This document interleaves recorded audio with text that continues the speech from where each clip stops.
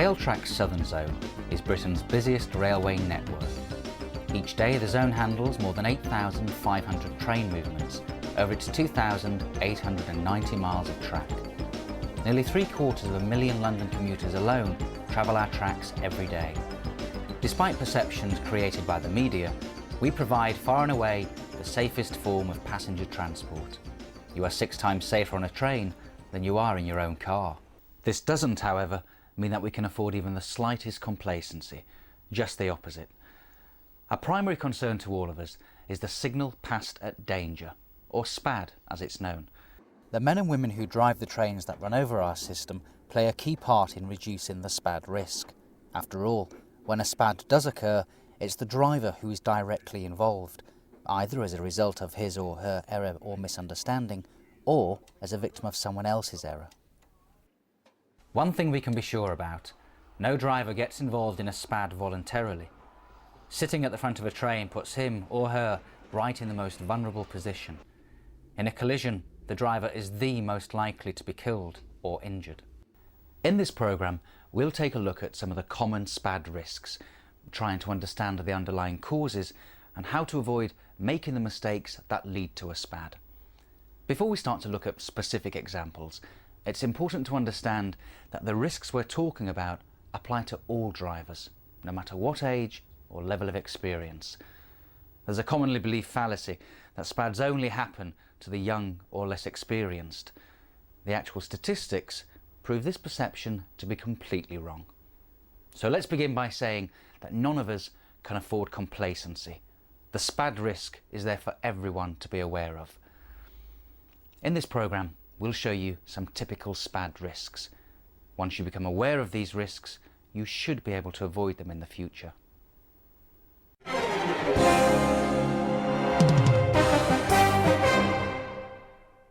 In our first reconstruction, you'll see an example of a very common SPAD risk. As the train runs into the station, we can see that the platform starting signal is showing 1 yellow. The driver has cancelled the AWS and the sunflower is showing the cautionary indication. The platform is on the so-called second man side, so as soon as the train stops, the driver crosses the cab and opens the side window. He hasn't set the DRA because the starter isn't at danger. While he's looking back along the train, awaiting the ready to start signal, a passenger asks a question. He's trying to answer the question when the conductor gives 2 on the bell. Explaining to the passenger that it's got to go, he excuses himself and crosses the cab to start the train.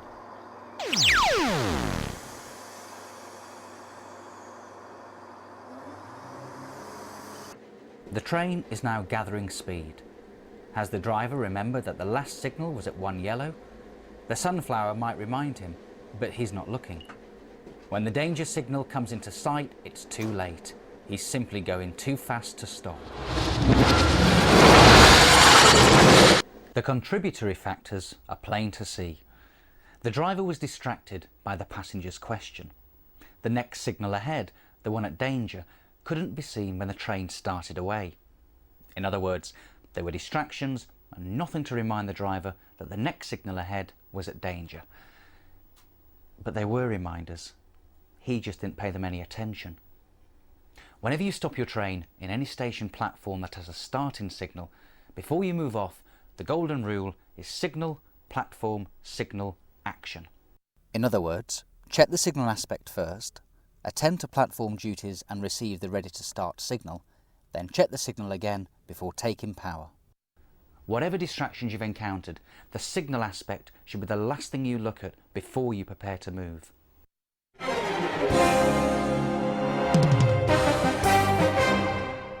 Here at Micheldever, on the London to Southampton main line, there's a particular trap for the unwary.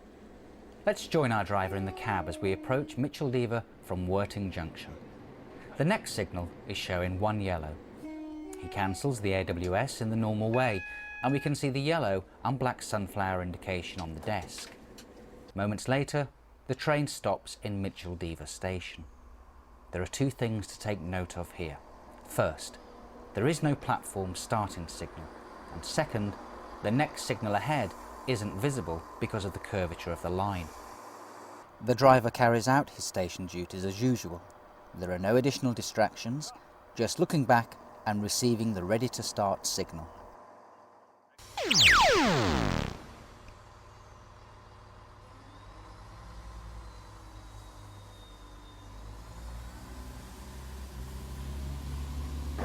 The train is accelerating rapidly when our luckless driver sights the danger signal. Once again, the elements of a potential SPAD are plain to see. The distraction of the station stop at Mitcheldever caused the driver to forget the cautionary aspect at the previous signal, and he paid no heed to the sunflower indication when leaving the station. So how could he have prevented this lapse into forgetfulness? There was, after all, no cautionary indication when leaving the station, and the danger signal ahead wasn't visible. In this case, the driver failed to make use of a device provided in the cab for just such a purpose, the Driver Reminder Appliance, or DRA. Had he set the DRA as soon as his train had stopped in the platform, it would have been there as that final reminder of the danger signal ahead when he tried to move off. So in this case, the remedy is simple. Use the DRA. Use of the DRA in this situation is mandatory. Check your rulebook.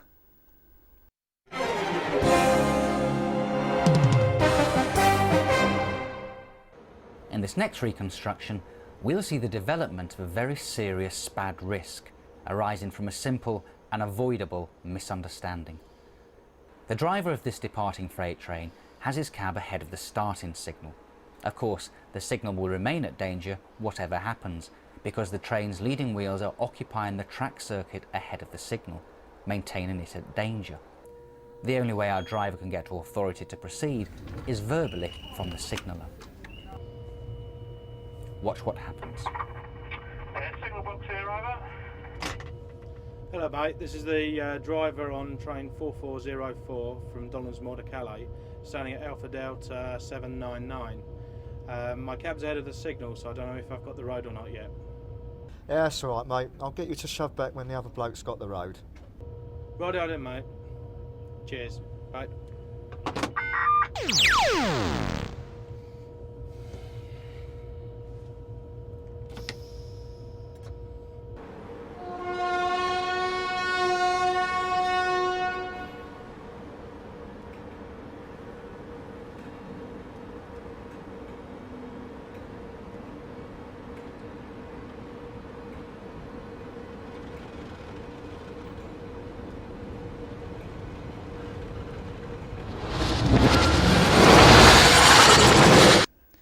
This type of Category A SPAD could have resulted in a very serious collision, but it should never have been possible. The driver and signaller clearly didn't understand each other. They didn't even try. Interestingly, the driver used the phonetic alphabet when giving the train reporting number and signal details, just as he should have done. But when the signaller replied, using sloppy slang language and without repeating the message, our driver just accepted it without further question, and then lapsed into slang himself. Worse still, he didn't really understand what the signaller had meant, and so made a sweeping and disastrous assumption. Neither of them used the correct radio discipline, and neither of them repeated back the messages they were given. Accuracy of communication and understanding is a vital element of railway safety. Every professional railwayman should take pride in oral communication skills, practicing and perfecting them at every opportunity. It's not smart to use slang. Resulting misunderstanding can cause death or injury. Let's rewind the scene and get our driver and signaller to do the job properly. Good afternoon, this is Ashford Signalling Centre Workstation 5. Please state your message, over. Hello Ashford Signalling Centre, this is the driver of train number 4404 from Donlands Moor to Calais, standing at Alpha Delta 0799. My train is in advance of your signal. I shall require your verbal authority to pass Alpha Delta 0799 at danger, over. Driver of 4404, I understand that your train is in advance of Alpha Delta 799 signal. You do not have authority to move your train. I have signalled a conflicting move. Please stand by and wait further instructions. Over. This is the driver of 4404. I'm confirming that I do not have authority to pass signal Alpha Delta 0799 at danger.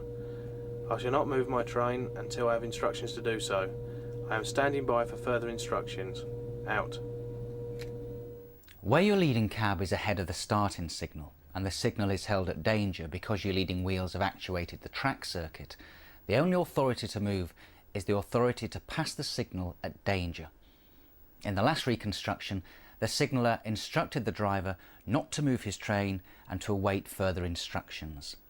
As the signal in question, Alpha Delta 799, is at the interface of Railtrack Southern Zone and Eurotunnel Administration, when the signaller does authorise the driver to pass this signal at danger, he does so by dictating information which the driver must write down on what is known as a livre formulaire. Let's see what happens. Good afternoon, this is Ashford Signalling Centre Workstation 5. Driver 4404, please prepare procedure 001. Right, authority is given to driver of train 4404 to pass signal Alpha Delta 799 at danger and proceed at caution to signal Alpha Delta 825. Reason number 4, driving cab ahead of signal, points ahead secured for down goods line. Over. Driver of train 4404, I confirm. Signal box Ashford, date 090301, time 1330 hours. Authority is given to driver of train 4404 to pass signal Alpha Delta 799 at danger and proceed at caution to signal Alpha Delta 0825. Reason is number 4, driving cab ahead of signal, points ahead secured for down goods. Is that correct? Over. That is correct, driver. Your authorisation number is Alpha Delta 5 1330. Over.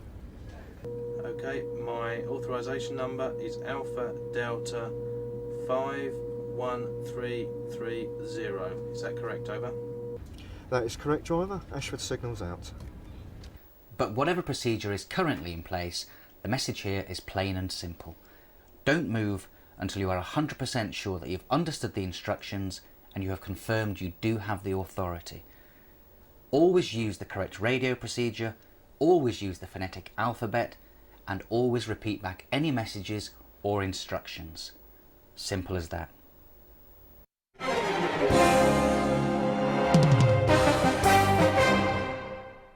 In our last reconstruction, we'll look at a particularly common SPAD risk, the so-called start against.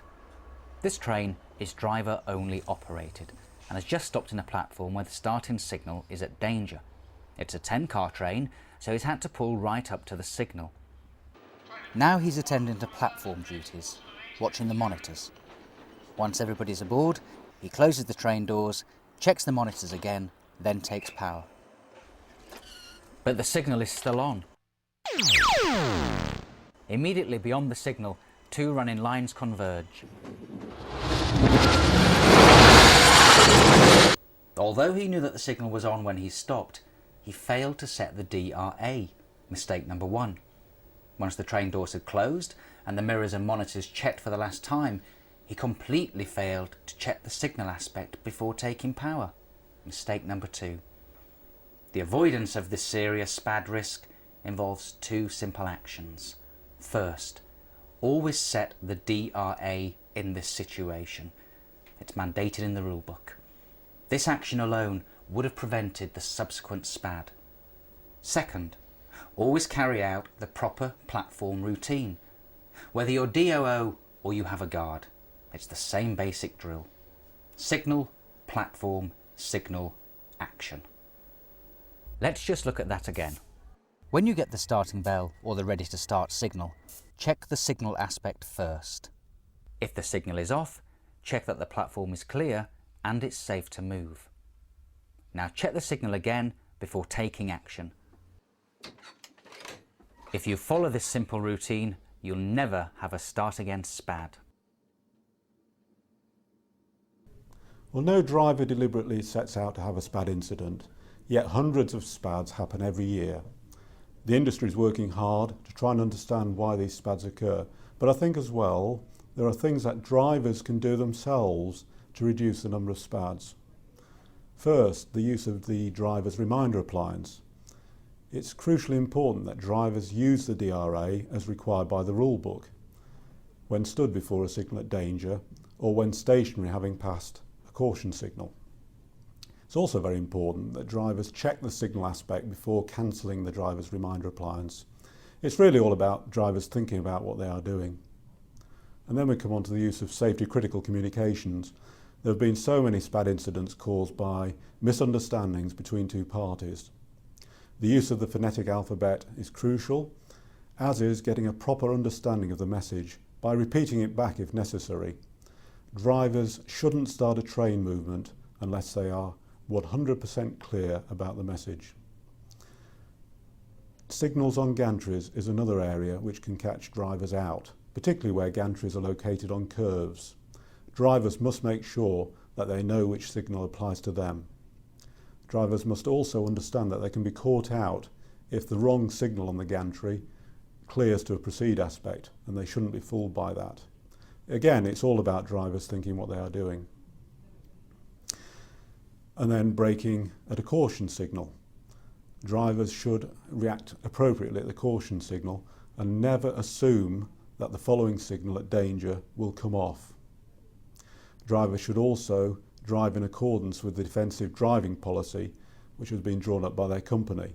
These have been shown to be effective in reducing SPADs. And then multiple SPAD signals. Drivers should be aware of which multiple SPAD signals are on the routes that they drive over, and importantly, what the sort of factors are which have led to those signals becoming multiple SPAD and have caused problems for drivers in the past. Finally, I think it's worth pointing out that drivers, although we accept most of them are responsible, conscientious and wholly professional, that they need to accept that there is a responsibility under the Health and Safety at Work Act to act in a way that is safe and ensure the safety not just of themselves but also passengers and railway staff in their care. So use of a device like the driver's reminder appliance, following the company's defensive driving policy, it's not just a railway industry requirement, it's actually a requirement under the Health and Safety at Work Act to comply with legislation.